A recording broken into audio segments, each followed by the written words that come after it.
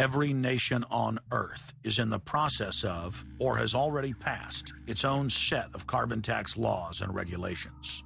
If their plan is successful, every nation on Earth will not only pay tribute to the powerful world government, but every facet of human life will be regulated by the technocratic global planners. Under the carbon tax scheme, China, India, Mexico, and over 150 other nations are exempt from the global tax system. You see, the bankers already own and control the third world. Their final target is the middle class of the West. Once they've dismantled the economies of the United States, Europe, and Japan, they believe no one can stand in their way. In short, the New World Order is a global corporate takeover. In their global corporate state, there is no room for individuality, sovereignty, or independence.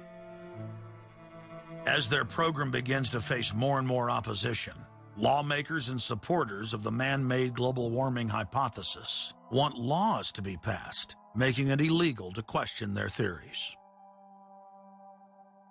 Recently, the head of Greenpeace was forced to admit that the Arctic and Antarctic ice caps grow in the winter and shrink in the summer, and that this is all part of a natural process driven by the tilt of the Earth and the Sun.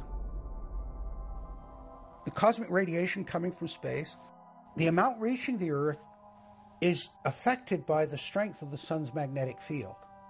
So the magnetic field of the Sun is almost like a gateway controlling the cosmic radiation reaching the Earth. The magnetic strength of the Sun is also related to the number of sunspots. So they are directly related to changes within the inner structure of the Sun. The amount of cosmic radiation reaching the lower atmosphere creates more cloud, right? And cloud forms, you need to have what are called condensation nuclei. That is, little particles around which water can change from water vapor or gas into water droplets, minute particles that are visible in the form of clouds.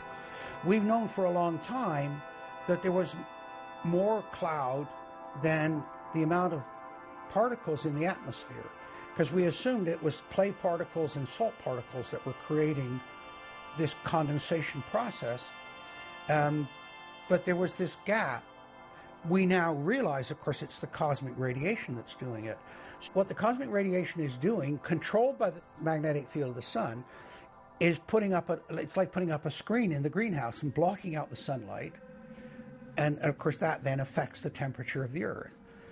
That's why there's a relationship between the sunspots and the temperature on the Earth. So we now know the mechanism, but they completely ignore that.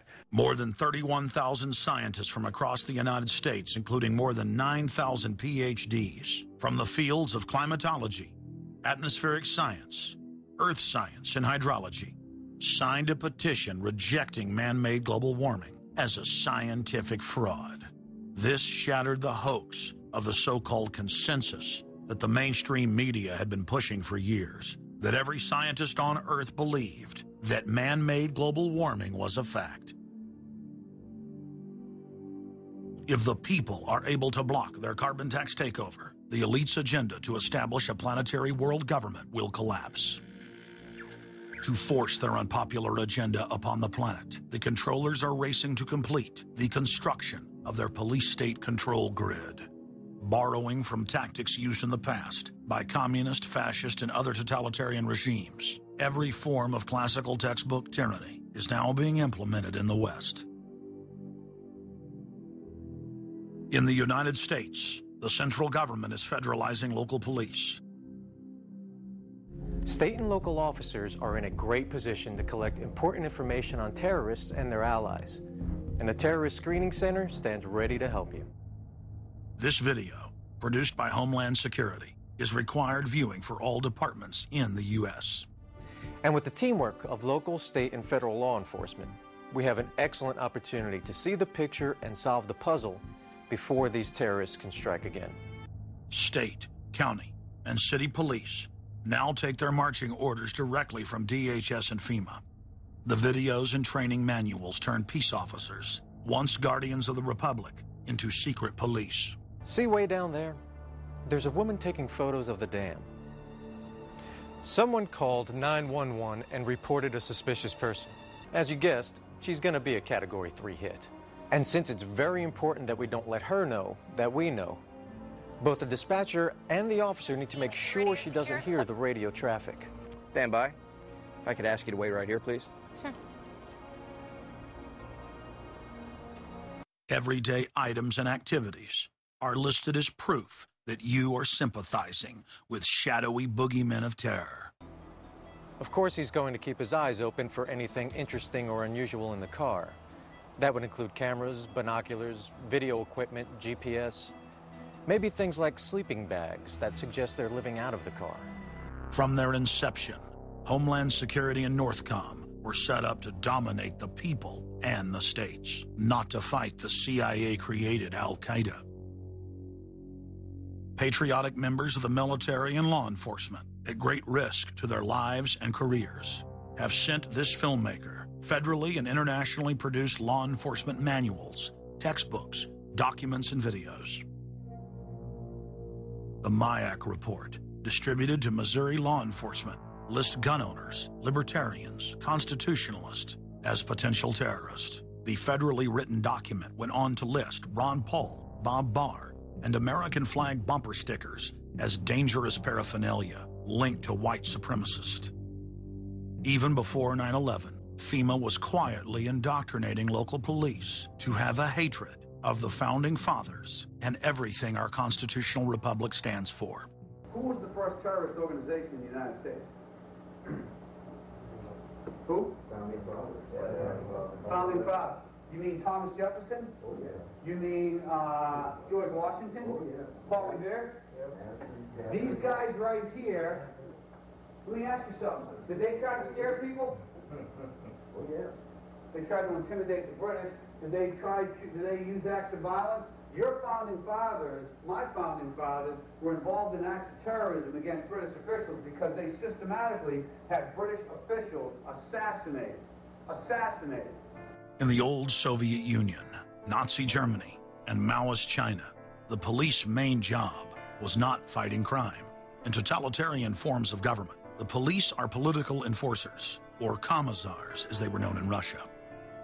It's their job to spy on the public and to intimidate the exercise of free speech. Once a climate of fear has been achieved, the public begins to self-censor, to shut down. Once the people have been intimidated to withdraw from the field of intellectual battle, the tyrants have a free hand to expand the repression and looting of the helpless serfs. The average man and woman is in a trance. They get home from work, they don't even talk to their children.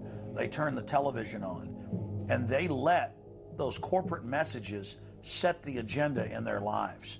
If we want a revolution against these social engineers and the scientific dictatorship, we have to start getting back to basics, having barbecues, knowing our neighbors, loving our husbands and wives, spending time with our children, and getting back to real human culture. This false corporate culture has been superimposed over our daily lives. The public is literally under a trance. We have to somehow reach out to them and break them out of this trance. And as the globalists destroy our standard of living and bring in their police state, a lot of people are beginning to wake up and realize that what they've been told all their lives was a lie. But it's essential that we, the people, are there to reach out to our fellow Americans and our fellow human beings and show them the truth. But the scientific dictatorship needs more than just a secret police network to carry out their plan. Citizen spies at every level of society have been recruited to keep their eyes and ears focused on everything their neighbors and co-workers are doing and saying. More than 50,000 private sector executives have been recruited by FEMA to secretly serve as deputy FBI informants under the InfraGard program. Now there are more than 75,000 preachers serving FEMA in the clergy response teams. Internal FEMA documents reveal that the majority of America's pastors now serve as agents of the shadow government. They are even instructed on how and what to preach.